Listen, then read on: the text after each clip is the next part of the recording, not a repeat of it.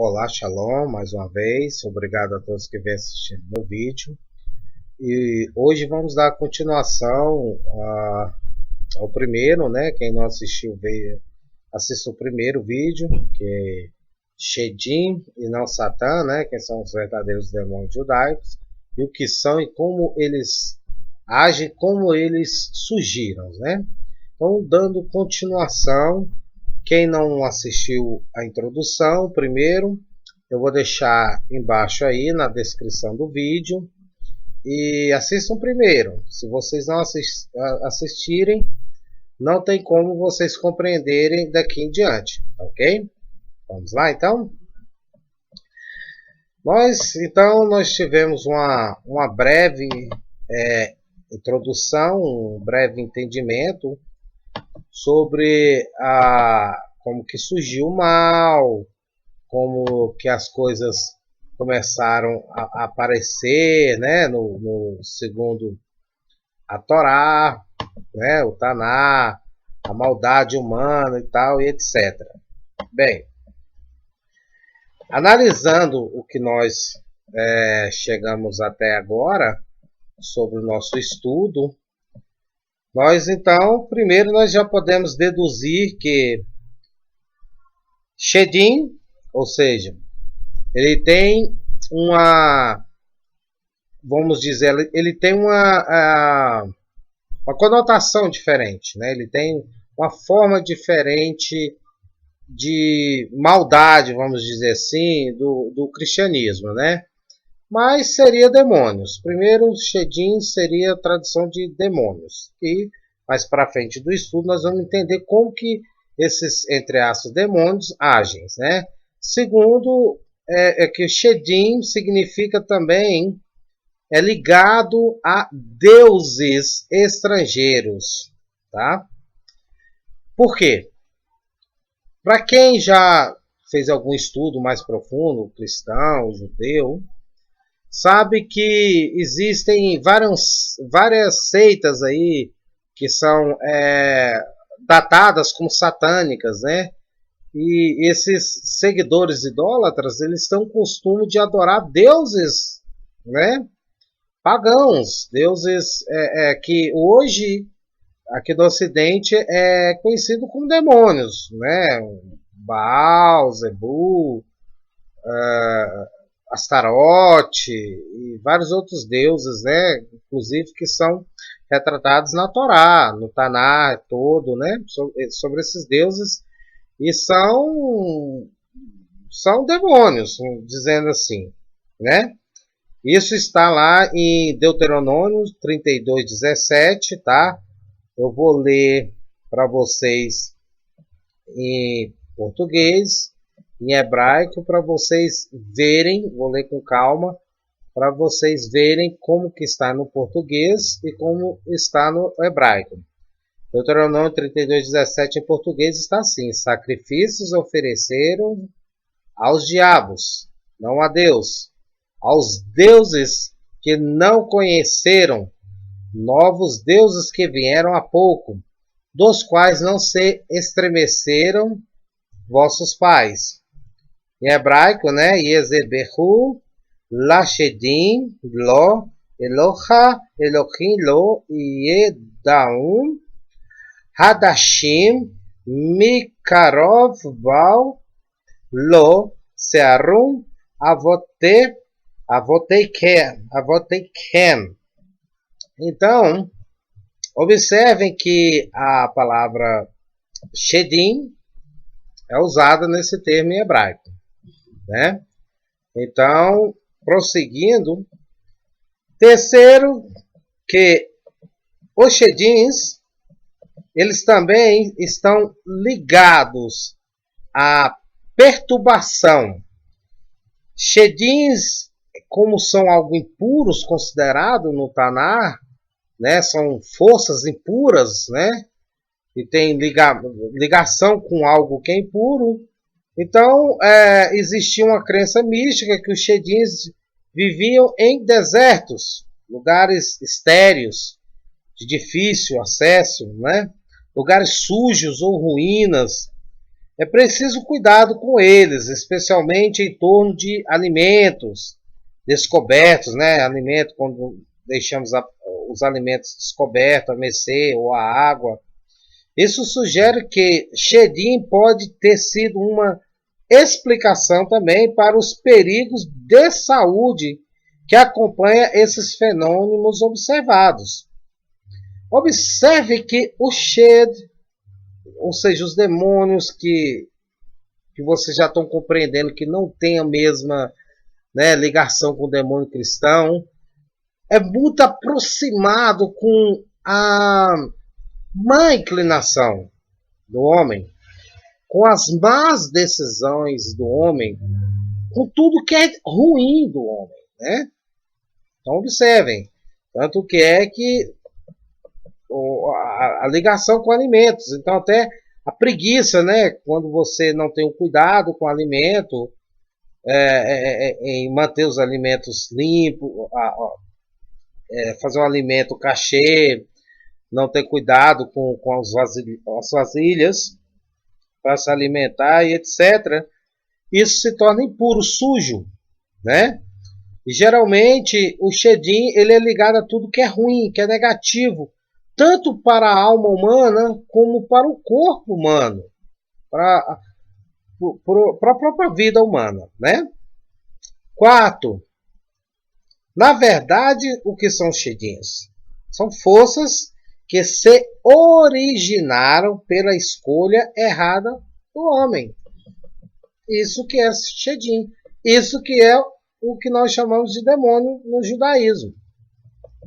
Vamos entender como é que surgiram, né? Então vamos lá na origem.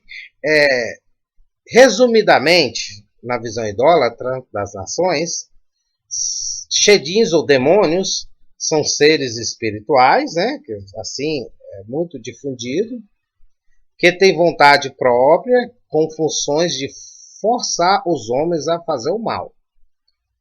Mas como o judaísmo é livre de qualquer tipo de idolatria e rejeita de qualquer forma forças, seres, espíritos, etc., que tenha poderes que não obedecem ao Criador ou que tenha poder de desafiar o Criador. Então o judaísmo nega qualquer tipo de força que pelo menos se iguala ao Criador. Na verdade, somos mais racionalistas. Como Maimônides, seguiremos a verdade sobre esse assunto, que espanta, assusta tanta gente. Então, a visão desse estudo é muito baseado no racionalismo do Rambam, do Maimônides, né?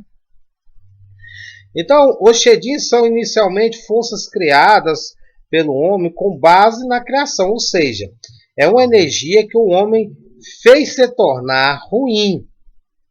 Lembre da explicação da introdução. Então, quem não viu, voltem e vejam o vídeo da introdução.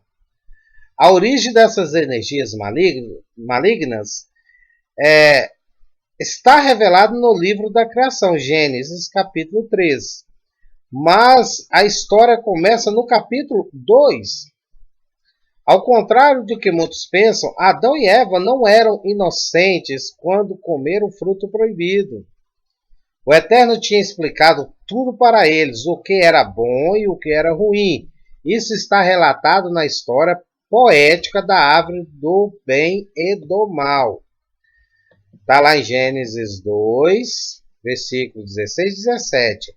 E ordenou o Senhor ao homem, dizendo: de toda árvore do jardim comerás livremente, mas da árvore do conhecimento do bem e do mal dela não comerás, porque no dia em que dela comeres, certamente morrerás.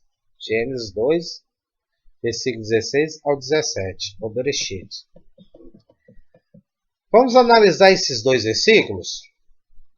O Eterno dá uma ordem que eles podiam comer de todas as árvores, certo?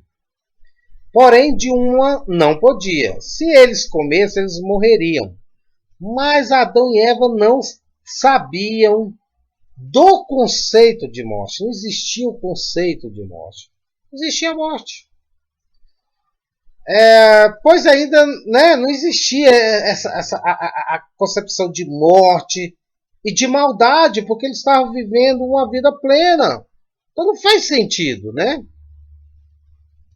Então por isso os sábios afirmam que, na verdade, essa história é uma explicação teórica do lado negativo das coisas, ou seja, se a humanidade escolhesse começar por esse lado, energias que não estavam ativas, quais são as energias que não estavam ativas? Quer dizer, já existiam, porém não estavam, vamos dizer aqui, ligadas, não estavam funcionando, né?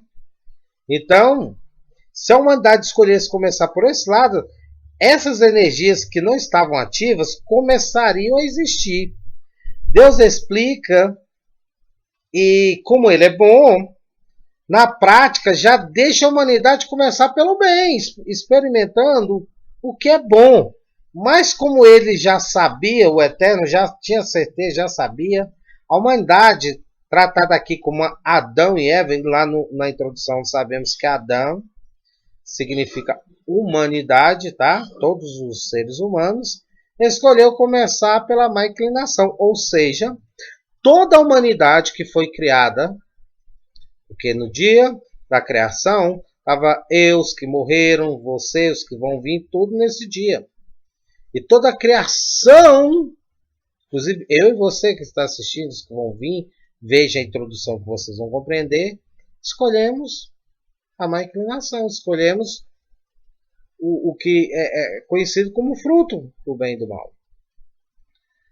Muitos afirmam que, por exemplo, eu sei que parece um pouco complicado, mas é só vocês começarem a analisar. Pô, como que Deus fala para o homem, para a humanidade, que se ele comer de uma certa coisa, ou seja, experimentar de uma certa situação, vamos dizer assim, ele despertará o mal e certamente morrerá.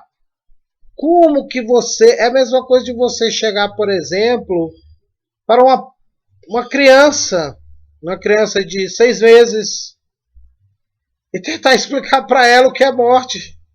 E tentar explicar para ela o que é teoria da relatividade. Não faz sentido. Então é aí a prova que sabemos que, na verdade, essa história poética de Adão e Eva era uma explicação do Eterno. Ou seja, o Eterno estava explicando, olha, gente, aqui existem, eu estou criando tudo agora, tudo é o começo, é tudo para vocês. Tudo vai ser em torno para ajudar vocês. Porém, vocês têm 2 caminhos, o fácil e o difícil. Independente do caminho que vocês escolherem, independente seja o fácil ou difícil, vocês vão retornar para mim. Mas a missão de vocês é escolher, é multiplicar. Independente da escolha de vocês, é se multiplicar, cuidar dessa criação, né? Ou seja, por isso nós temos um costume de falar que o homem está ajudando o Eterno a terminar a criação. Por quê? Porque lá fala, né, em Gênesis 1, fala, multiplicarei e dominarei toda a terra, todas as aves do céu e tal. Então, quer dizer, precisaria de mais algo, né? Então, o homem tem a missão de terminar isso, a criação né? Terminar a criação. Então, não fazia sentido explicar algo para um ser que não compreende, não sei. Então, tudo isso é uma prova concreta que o Eterno, na verdade, estava explicando. Existe uma força assim assada, que ela tem esses efeitos, que seria o efeito de tristeza, vergonha, raiva, ódio, etc, etc, etc. E, porém, vocês continuarem a ficar aqui, nessa situação, vocês vão ser isentos dela. Se você escolher o outro lado, tanto vocês experimentarão o que vocês já experimentam, como experimentarão o que vocês ainda podem despertar, que não vai ser bom. Então, essa história dessa decisão do homem, desculpem, quando o Eterno, bendito seja ele, coloca a humanidade nessa decisão, que a humanidade tem que escolher essa decisão, A Torá, ela usa outra história para explicar o que aconteceu na cabeça dessa humanidade para que a humanidade escolhesse comer do fruto. E essa história é uma história poética e ela é retratada como a serpente. Muito interessante, né? Então, muitos afirmam que a serpente, geralmente quem não tem um conhecimento assim da Torá, geralmente, não que o cristão ele tem má vontade, gente, não é isso, é que o cristão ele não conhece, não tem o conhecimento de algumas palavras do hebraico, ele acha que algumas palavras do hebraico têm o mesmo sentido em português e não tem, mas vamos prosseguir. Então, muitos afirmam que a serpente retratada em Gênesis 2 é um ser maligno, ou seja, um diabo, que tentou Eva, mas na verdade não tinha ser espiritual nenhum ali. Não tinha. O capítulo 2 retrata o desejo humano de começar toda a sua história, começar a sua missão pelo o que nós chamamos de mal. Porque essa concepção de mal e bom, morte e vida, quem criou foi o Eterno, foi o homem. Olha, está escrito lá. Olha, todas as aves comerão, porém da árvore do fruto do bem e do mal, dessa não comerá, que no dia que comerá, certamente morrerás. Então, o ser humano, né? O capítulo 2 retrata o desejo humano de começar pelo mal, ou má inclinação, Etserhará. A serpente era o pensamento e a consciência de Eva. Moisés, quando foi levado aos céus no Sinai, ele teve tanta revelação, gente, tanta revelação, viu e ouviu tantas coisas que não tinha como, não existiam palavras humanas para relatar de uma forma objetiva para todos que ouviam. Então o que ele usou? Ele usou uma forma humana para que ficasse fácil o entendimento. E é aqui a vontade de errar é retratada como serpente. Porque a serpente, quando fazem algo, né, quando quer atacar, quer insultar, o que ela faz? Ela se enrola e põe a cabeça, se esconde a cabeça no meio, né? Então observa. Ora, a serpente era mais astuta que todos os animais do campo que o Senhor Deus tinha feito. E essa disse à mulher, e assim que Deus disse, não comereis de toda a árvore do jardim? Gênesis 3:1. Observe que o corpo humano é retratado como a parte animal da alma humana, como o corpo vem os instintos animais, né? Então, por isso que a Torá fala, não seguireis seu coração, seus desejos. Por quê? Quando o homem ele decide seguir o desejo da carne, o desejo humano, ele não consegue equilibrar o desejo divino, espiritual com o desejo humano, que é o certo, porque você, segundo a Torá, nós não podemos seguir só o lado espiritual, porque senão nós vamos fugir da nossa obrigação, que é viver essa presença, viver esse mundo. E também não podemos esquecer o espiritual e viver só o mundo. Então, o mundo é representado como algo animal, né? Os desejos animais do homem. É relatado como animal mesmo. Raiva, fúria, fúria, desejo sexual e etc. Né? E observe um detalhe. Olha o que está lá em Gênesis 2:20. E Adão pôs os nomes de todos os gados, todo o gado e as aves do céu, e todo o animal do campo. Mas para o homem não se achava juntora idônea. Olha que interessante. Observe que é uma alusão que o corpo, que o homem ali naquele momento era um animal. Ou seja, o animal mais astuto era o ser humano.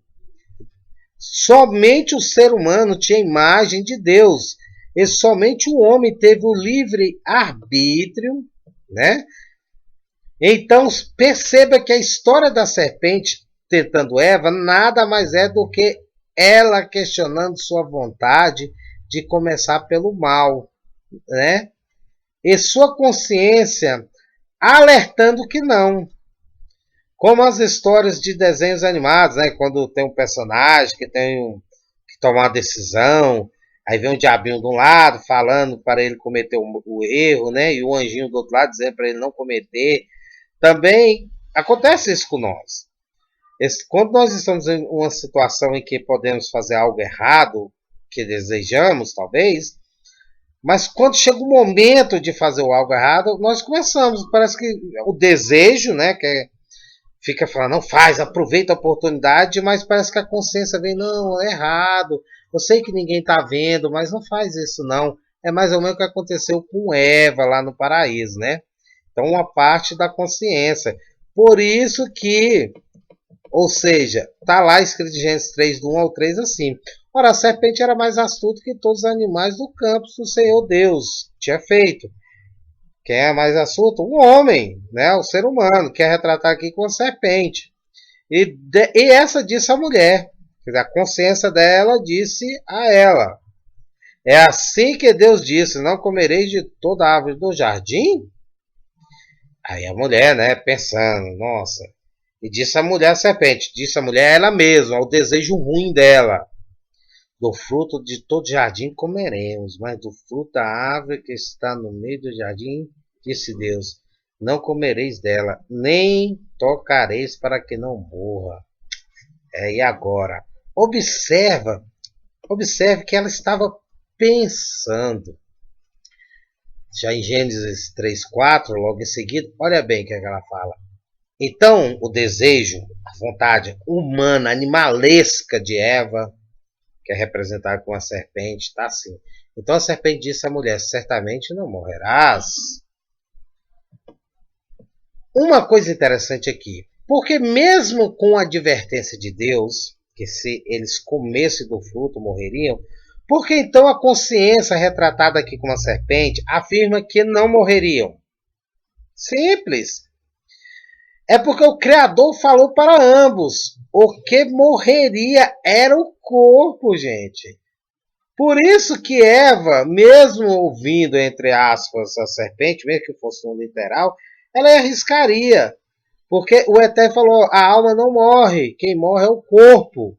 Só que ela não tinha parado para pensar que o corpo traz o sofrimento para a alma, né? Mas se acaso eles não conseguirem, por exemplo, então seus erros seriam pagos seria o inferno.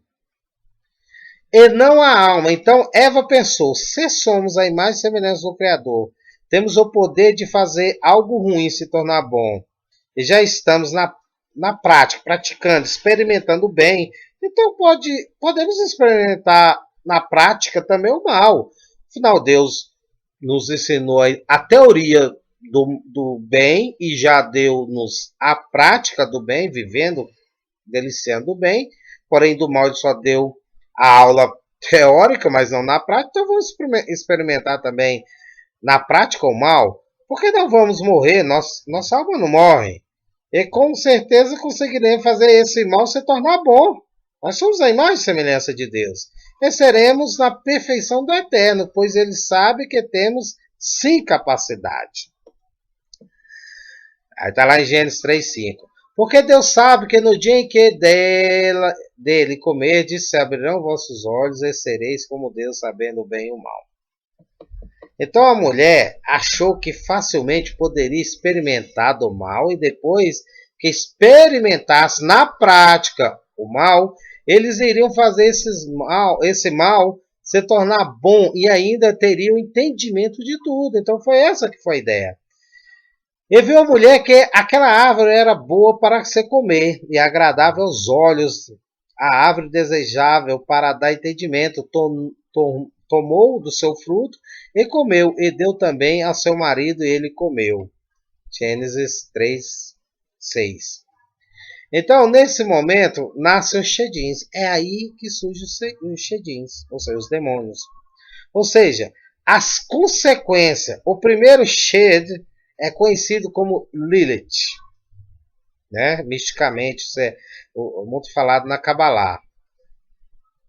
No caso, ela é um demônio feminino, pois foi a mulher quem pegou e comeu o primeiro do fruto. Por isso, o primeiro shed, ou seja, demônio, é feminino. Então, a primeira energia negativa é a energia feminina. Já Ra-Satã, o Satã, ou Satanás, que muitos confundem achando que é o diabo, é uma força, não um demônio, mas um anjo que traz a consequência ou o castigo ou a justiça do Eterno, bendito seja. Ele também passou a agir depois da desobediência da humanidade, tratada aqui como Adão errava, ou Adão e Eva. A primeira consequência foi a desobediência. Segundo, a vergonha. Isso significa que a desobediência leva a vergonha, como seguir algo sem sentido, como a idolatria. Adão seguiu a ordem de sua esposa, sem pensar.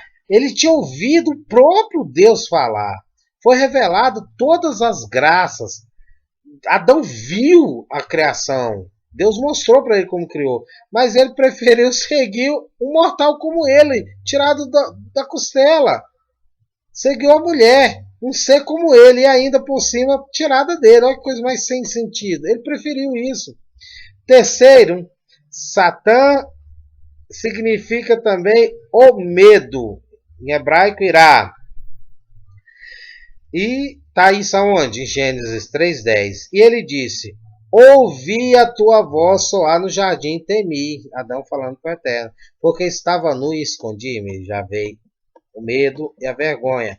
Então, a palavra desobediência na visão judaica, ela não significa simplesmente não ouvir, não dar bola. Ela está ligada com o sentido de destruição, extermínio, compreendeu? Então, na concepção ocidental, desobediência nada mais é do que não ouvir uma determinada lei ou ordem. Mas na concepção judaica é mais profunda. Desobediência está ligada à destruição, extermínio, né? E depois, a malícia. O Shed, demônio, é uma força dentro do ser humano, algo que não tem consciência do Criador. Por que o Shed não tem consciência do Criador? Porque é algo criado pelo humano, não pelo Eterno. Né? Ou seja, diferente de Satã, que é um anjo malá, que trabalha fielmente para o Criador, trazendo as consequências. Também tem a função de nos acusar quando estamos em pecado, mesmo que esse pecado esteja escondido nos nossos sentimentos, como aconteceu com Jó e Ov. O Shed, por outro lado, os demônios, é um destruidor, tem função somente de destruição e não tem consciência do bem. Então, o Shed não tem consciência do bem. Apesar que mesmo eles não tendo consciência, faz a vontade do Criador. Mesmo eles sendo essa força maligna, eles sem saberem faz a vontade do Criador. Mais para frente vocês compreenderão. Como foi criado pelo homem, como homem, o Shed não é perfeito. Por isso que está escrito em Isaías 37:19. E lançaram no fogo os seus deuses.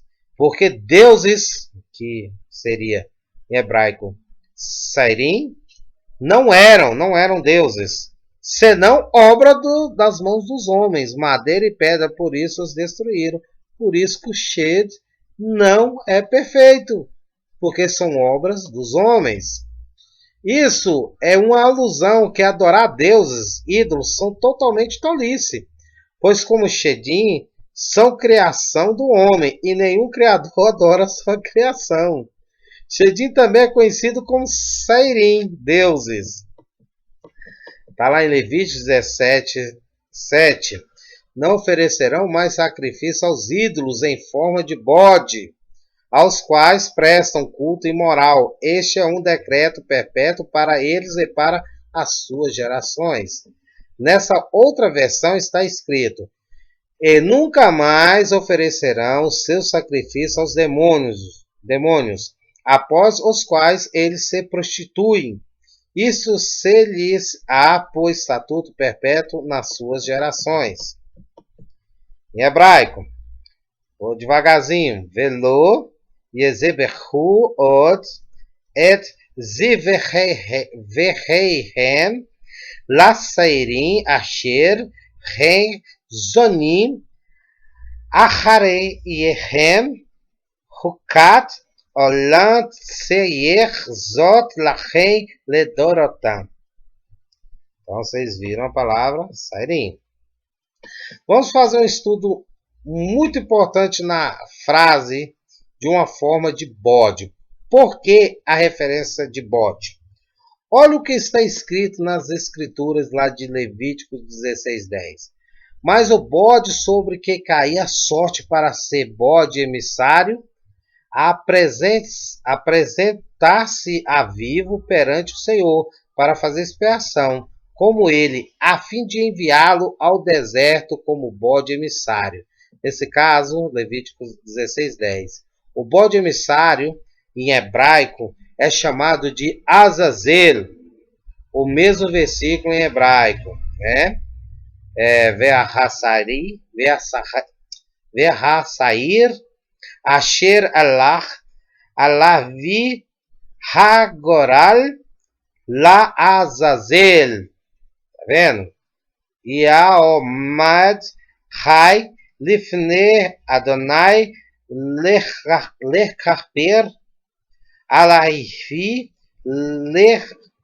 Lechalach Oto La Azazel Hamide Barachá. Desculpa, gente, estou sem óculos, está pequeno. Mas aí vocês notam. Então, o bode expiatório é chamado de Azazel. Vamos compreender a história mística de Azazel. Como também o que ele realmente é. Trecho do Sefer HaZohar, livro do Esplendor. Segundo esse livro, que não deve levar nenhuma palavra no sentido literal, essa visão é conhecida como Kabbalah, usa Azazel. Observação, né?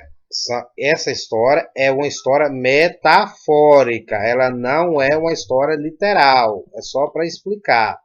Quando o Criador estava prestes a criar o homem, ele decidiu revelar seu plano para todos os anjos. Até então, nenhum deles sabia qual o propósito daquele tudo. Desculpe. O Eterno, vendo que só faltava o ápice da criação homem, conversou com os anjos, explicando os anjos, no caso, toda a criação, gente. Então, não vai achando que é aquele homem com asinha, bababá. Mas aqui está se referindo essa linguagem para ficar fácil a compreensão. Explicando que o homem teria o seu DNA, a essência, o mapa de toda a criação, tanto material como espiritual. Por isso está escrito, primeira parte espiritual, lá em Gênesis 1:26, e disse Deus, façamos o homem a nossa imagem conforme a nossa semelhança, essa é a parte espiritual. E a parte material, lá em Gênesis 2:7, e formou o Senhor Deus o homem do pó da terra e soprou em suas narinas o fôlego da vida, e o homem foi feito alma vivente. Então, o homem foi feito tanto o DNA do universo, da toda a criação espiritual das energias, como também da matéria. Então, nesse Midrash, nessa história, quando os anjos e Azazel ouviram isso, ficaram com ciúmes. E na reunião celeste que acontecia em tempos, como está escrito lá em Jó, de 1-6, e num dia em que os filhos de Deus vieram apresentar-se perante o Senhor. Ou seja, existe em tempos que Deus chama toda a criação e faz, vamos dizer assim, um balanço. Estou usando a forma simples aqui para compreensão, porque o vídeo está sendo visto por cristão, e cristão tem várias pessoas que não têm conhecimento do hebraico. Então eu procuro fazer meus vídeos, meus estudos de uma forma para que todos possam entender, tá? Então vamos lá. Eles reclamaram dizendo ao Eterno, já que o Senhor sabe que o homem vai pecar, por que não nos manda para te servir e cumprir sua vontade nesse plano?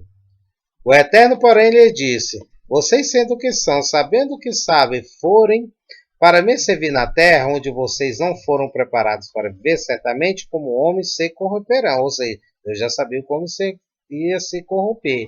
E se tornarão piores do que os homens. Porém, os dois anjos, decididos a provar para Deus que eles seriam muito melhores que os homens, eles desceram para o plano físico, terra, e começaram a tentativa de barrar o progresso da humanidade, pois a missão humana era muito nobre.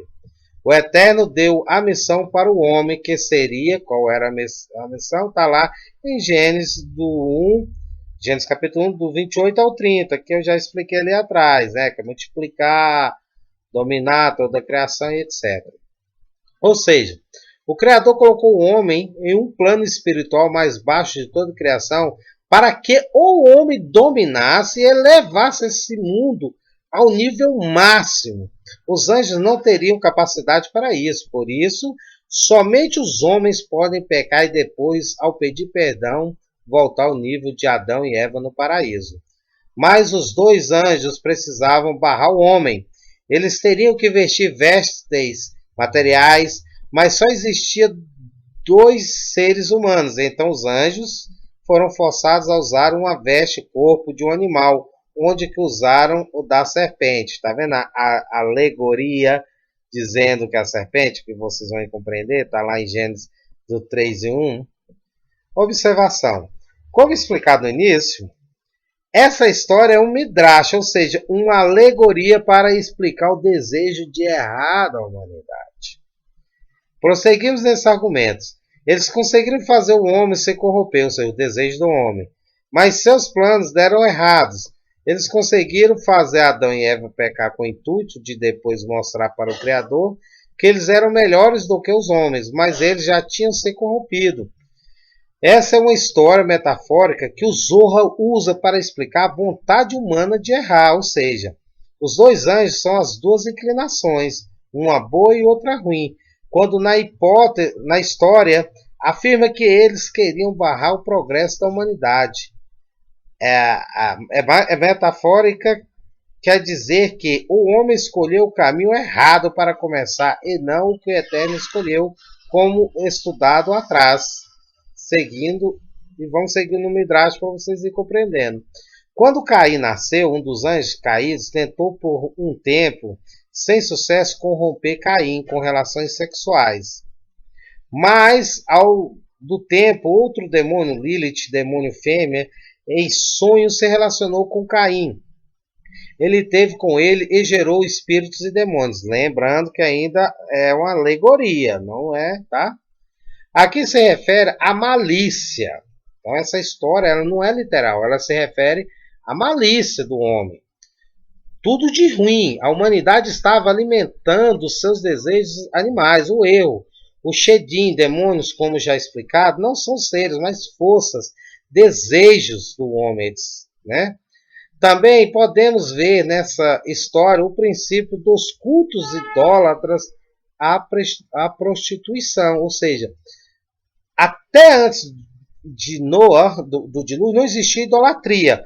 Porém, com a maldade do homem, já se estava criando a base do culto idólatra, né? Então, começou aí a prostituição. Caim foi o primeiro da geração de Adão a ficar imundo com shedins, com desejos malignos, má inclinação. E foi por ele que a morte achou o canal para começar seu trabalho, ou seja, o Shedim, que é uma força, achou. Gênesis 4, 8. E falou Caim com seu irmão Abel, e sucedeu que, estando ele nos campos, se levantou Caim contra o seu irmão Abel e o matou. Mas por que foi justamente com Caim que esse Shedim começou a ganhar força? Na verdade, Caim era rebelde, desobediente, não dava valor aos ensinamentos do Eterno. E por isso que sua oferta não foi aceita. Caim se tornava cada vez mais egoísta, por isso que sabemos que os chamados demônios, Shedins, são forças, desejos e não seres. Observe que o Eterno diz, pare e pense se não é um desejo o que chamamos de demônio. Olha o que está escrito em Gênesis 4, capítulo 4, versículo 5 ao 7. Mas para Caim e para sua oferta não atentou. Irou-se Caim fortemente, e caiu-lhe o semblante. E disse o Senhor a Caim, por que tirastes Por que descaiu o teu semblante? Se bem fizeres, não é certo que serás aceito? E se não fizeres bem, o pecado jaz à tua porta, e sobre ti o teu desejo, mas sobre ele deve dominar. Olha bem, Deus estava falando, Caim, você está permitindo que o Shedim, com o mal, o mal dentro de você, alimente, cresça. Sua missão, já que vocês, a humanidade, escolheram começar pelo mal, agora é dominar esse mal, não é alimentá-lo. Olha as palavras do Eterno. Se bem fizeres, não é certo que serás aceito? Deus estava explicando para Caim. Você está irritado porque você alimenta sua má inclinação, Caim. Se você se corrigir, com certeza aceitarei a tua oferta. Se não fizeres bem, o pecado jaz à tua porta. O que significa isso? Significa, Caim, se você não aprender a corrigir certamente sua má inclinação, seu desejo te dominará, porque Caim está deixando o lado humano, animal dele dominar. O Eterno diz isso porque ele nos criou com a porção certa para vencer nossas más inclinações. Todos nós nascemos com uma quantidade, a qualidade e o poder, né? Do bem e do mal. E uma má índole, nosso objetivo é vencer nossa má inclinação. E o que significa? Sobre ti será o teu desejo, sobre ele deves dominar. Significa, você nasceu com essa má inclinação, pois a humanidade lá escolheu, ou seja, você também estava lá, escolheu começar assim. Mas você deve, com a vida, aprender a dominar. Não existe um ser maligno, como as religiões idólatras pensam, mas uma energia que foi criada pelo Criador, que nos deu para escolher por onde começar. E escolhemos começar pela má inclinação, etc. Peço que vocês observem bem a história de Caim, porque mais para frente, né, no estudo, vocês verão quanto a humanidade vem treinando para se afastar de Deus e se aproximar e seus desejos, procurando através de cultos, deuses inúteis, realizar desejos mais profanos. Adão tinha 130 anos de relacionamento com espíritos femininos. Isso não quer dizer que Adão estava lá, né? Namá nasceu. Isso é uma ilusão do Zohar. Gênesis 6:1. Aconteceu que os homens começaram a multiplicar-se sobre a face da terra e lhe nasceram filhas. Ela, por sua beleza, Naamá, enfeitiçou os filhos de Deus, Uza e Azazel, e ambos se relacionaram com ela, e ela lhes deu filho. Então ela abriu o portal que pôs para fora os maus espíritos e demônios do mundo. Está lá em Gênesis 6:2. Viram os filhos de Deus que as filhas dos homens eram formosas e tomaram para si mulheres de todas as que escolheram. Porém, havia naqueles dias gigantes na terra, e também depois, quando os filhos de Deus entraram, as filhas dos homens e delas geraram filhas. Estes eram os valentes que houve na antiguidade, os homens de fama. Gênesis 6, do 4 ao 5. E viu o Senhor que a maldade do homem se multiplicava sobre a terra, que toda a imaginação dos pensamentos do seu coração era só má continuamente. Hoje ela vagueia, ou seja, agora vocês vão compreender, hoje ela vagueia, tentando se aproveitar para abusar dos filhos dos homens, tornando-os sujos. Onde quer que esse espírito, vendo os homens dormindo sozinhos em uma casa, para sobre eles e desperta o desejo inspirador, e esses demônios criam mais demônios e mais maldade no mundo. Esse Midrash, ele não se refere a um demônio. Ele se refere ao desejo do homem pela relação sexual. Os gigantes anaquins, relatados aqui, eram pessoas realmente altas, mas não só na altura, mas não era alto, gigante, igual assim. Era em força, em poder, tá? Segundo, os valentes, os giborins, foram os assassinos da terra. Eles eram cruéis, maldosos. Terceiro, os nefilins são os caídos, né, chamados de caídos, ou seja, São os homens que se rebelaram contra o Criador.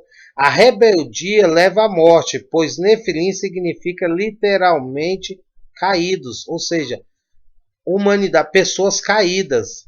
Não é pessoas, mas alguém que caiu, que se afastou de algo que o sustentava. Então essa que significa realmente cada coisa dessa. Quarto, os refaíns são os mentirosos, homens enganadores, são aquelas pessoas traiçoeiras, pois se escondem suas mentiras. Quinto, Ameleque, vocês já ouviram falar, somente Ameleque, os amalequitas, né? Tentaram destruir o povo de Israel. Quando os anjos caíram e se relacionaram com as mulheres, deram origem a 5 raças.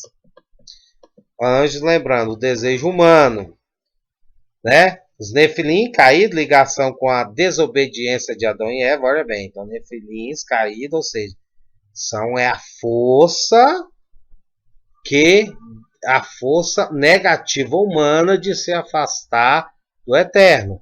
Giborim, poderosos, valentes, achar que poderiam fazer como Deus. Então, os Giborins é a força que deu a coragem, que é a explicação para vocês compreenderem, deu a coragem, e até hoje dá coragem para o homem, alguns homens se acharem deuses, alguns homens acharam que podem criarem deuses, mas naquela época foram o que foram chamados de Giborins, a força que deu para o homem desafiar Deus.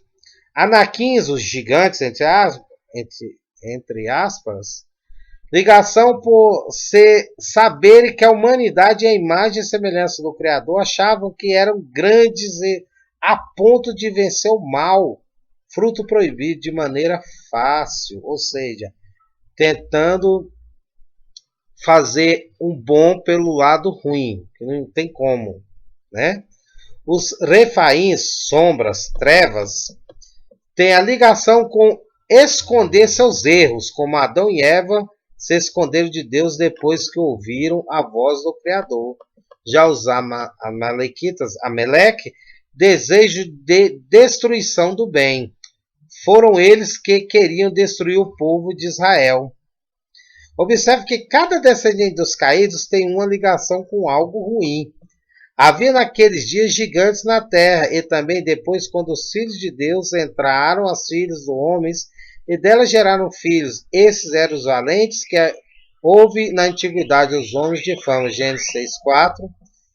E o que está lá em Jó 40:22? As árvores sombrias, tá vendo lá das sombras, o cobrem com a sua sombra, os salgueiros do ribeiro o cercam.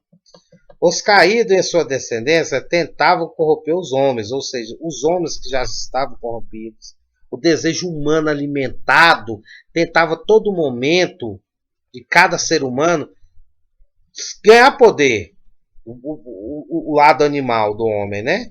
Tentando fazer com que o coração do homem se escurecesse com o ódio e a raiva. Por isso está lá em Gênesis 6:5. E viu o Senhor que a maldade do homem se multiplicara sobre a terra, e toda a imaginação e pensamentos do seu coração era só má continuamente. Observe que Deus não fala aí. Desculpem. Que Deus viu que existiam anjos, demônios que estavam ali incentivando nós, e fala, olha, que Deus viu que a imaginação e pensamento do coração do homem era só má continuamente. Ou seja, o homem deixou de alimentar seu lado positivo, sua ligação com o eterno, e passou a alimentar só o lado negativo, né? Então, gente, muitos já se tornaram maldosos e o Criador decidiu acabar com esse mal. Muitos pensam que o Eterno estava triste com o homem, mas o Eterno estava decidido a limpar a terra dos descendentes dos caídos. Ou seja, para vocês compreenderem, não é que assim, Deus destruiu a terra para que a humanidade acordasse, visse, olha, a maldade que vocês fazem, ela destrói vocês mesmos. Mas eu vou dar uma explicação mais racional para vocês compreenderem. Muitos falam, esse Deus é mau, esse Deus é cruel, porque matou seres humanos. Mas o que aconteceu naquela época seria mais ou menos o que acontece hoje. Por exemplo, se o ser humano destruir toda a natureza, o que é que acontece? O ser humano morre. Vamos dizer que naquela época o mal também estava relacionado com a natureza. Por isso que lá nas mitzvot, nas leis, Levíticos, Deuteronômio, Shemot e tal, fala também da lei da natureza, né? Que temos que cuidar, primeiro frutos, nós não podemos comer, porque para dar tempo para que aquela árvore possa dar filhotes, brincando, gente, progredir, né? Aquela árvore. Então, seria mais ou menos desequilíbrio. Então, quer dizer, os homens não era só mal entre os homens. Os homens estavam mal até com o planeta, né? Então, o mundo já tinha se misturado com os homens. E quando o Eterno mandou de luz, somente Noé e sua família estavam puros. Isso está lá em Gênesis 6:8. Então, o Eterno, ele, na verdade, ele... Quando a gente fala, e Deus destruiu, a gente tem muito isso no judaísmo, falar, Deus fez isso, Deus aquilo. Por que que no judaísmo nós temos o costume de, não é culpar Deus, mas sempre relacionar as coisas com Deus? É porque nós compreendemos que todas as forças obedecem ao Criador, né? Então, por obedecer ao Criador, então se, por exemplo, se você destrói todas as matas do mundo, Deus deixou uma lei, que se houver mata, vai haver a fotossíntese, a chuva, etc, etc. Então, se você destrói, ou seja, desequilibra essa lei, vai vir a consequência. Falta de chuva, morte, etc. E essa falta de consequência nada mais do que uma energia da falta dessa outra energia. E isso que eu estou explicando, nós chamamos que foi Deus que mandou. Por quê? Porque Deus deixou a lei. Deus deixou que se você apagar uma luz, naturalmente aparece a escuridão. Se está na escuridão, você acende o fogo, acende a luz, naturalmente você vai ter a luz. Então nós temos o costume para isso. Desligou a luz, Deus mandou a escuridão. Ligou a luz, seria mais ou menos isso. Deus mandou a luz. Mas por quê? Porque Deus já deixou essa lei. Então, quando você desliga a lei, a luz, a escuridão automaticamente aparece. Então, ou seja, ela obedece à regra da criação. Por isso que na Torá nós temos o costume de falar: Deus matou, Deus salvou, Deus fez isso, Deus fez aquilo. Porque nós compreendemos que toda a criação obedece a Deus. Deus deixou uma regra e essa regra ela só é quebrada com milagres. Aí que nós chamamos de milagre. O que é o milagre? É quando Deus dá exceção dessas regras. Tá? Vamos continuar os estudos no próximo vídeo. Espero que vocês tenham gostado. Se gostaram, por favor, deixe um comentário. Se inscreva no meu canal, compartilhe. Eu vou agradecer muito se vocês compartilharem e dar um joinha aí, ok? Muito obrigado e até o próximo vídeo. Shalom.